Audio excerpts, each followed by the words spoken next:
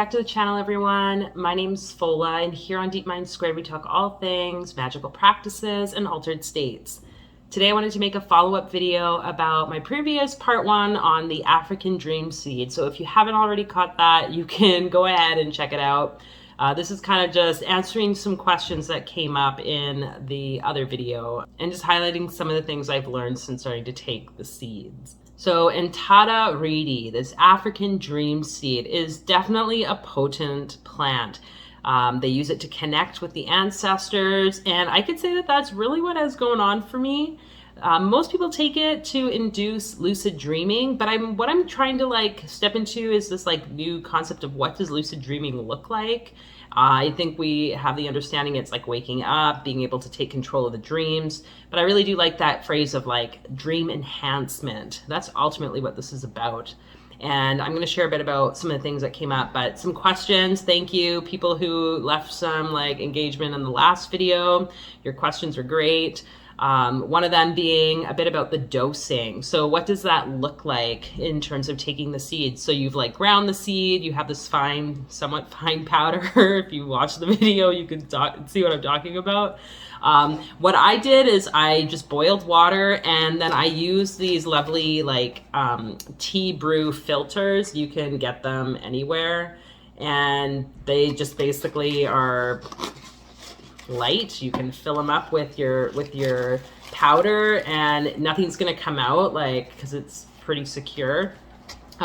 You could also use some type of strainer, I guess. I haven't tried a French press, but that might work, just depending on how fine the grind is.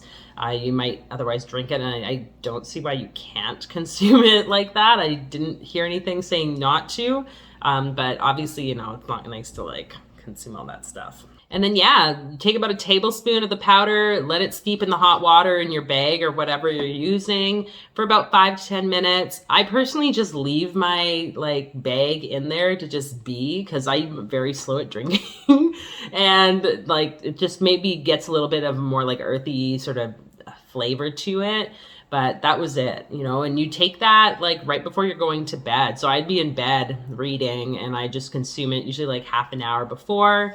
I didn't really notice anything if there was a longer period of time. I remember once it was probably an hour and a half before I had gone to bed. And definitely noticed though, kind of changes in my perception, the shadows in the room seem different. So I know you could think of it is it a psychoactive plant? Maybe, kind of, but it wasn't anything for instance, the blue lotus. And I'm going to add here, there was one evening that I had taken blue lotus, I drank a tea quite a few hours before, maybe 2-3 hours before. And then for whatever reason, I thought oh, I'm going to have some African dream seed tea.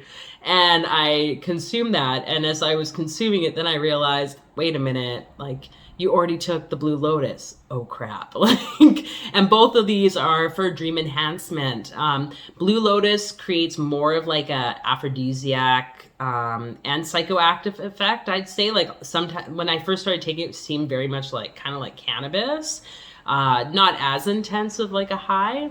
But I kind of went into a bit of a freak out mode after consuming both, and I could notice my hands were very sweaty. Was that because of my anxiety, or was that because of the tea? I honestly can't tell you. I probably won't mix the two again.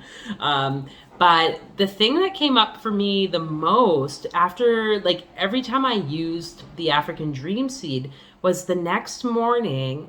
My dreams were relatively, I don't know, I wouldn't say they were more vivid. I definitely had dreams, but what was happening was when I woke up, I had these major insights about forgiveness along my family line. And I found that very fascinating, because here I was waking up with these insights and feeling this intense pull to talk with my family members about these incidences that had come into my remembering. And we were able to clear it. And I was like, where is this coming from? So yes, it does connect to the family line. And I was reading a bit more information, actually watching a video specifically by one channel, African Science Spirituality, I think they're called. And they mentioned how this plant actually has been found to impact the limbic system, which is all related to our emotions. So it completely makes sense to be able to clear these pieces. So this plant, definitely, if you're gonna get it, get as many seeds as you can, because like I think I got like 3 doses from 1 seed. So you're probably gonna want more. I would encourage you to try it over like a week period, almost every day even, or go with obviously your intuition. But I'm curious to see how regular use could really impact. And yeah, I'm curious about increasing the dose and also smoking it, because I only ingested it through the tea. So I hope that kind of answers some of the questions. Obviously, feel free to subscribe to the channel. That way you can find out and more information about different altered states and fun things. And check out part 1, the other video I made about African dream seed. So until then, I will catch you all very soon, okay? Bye.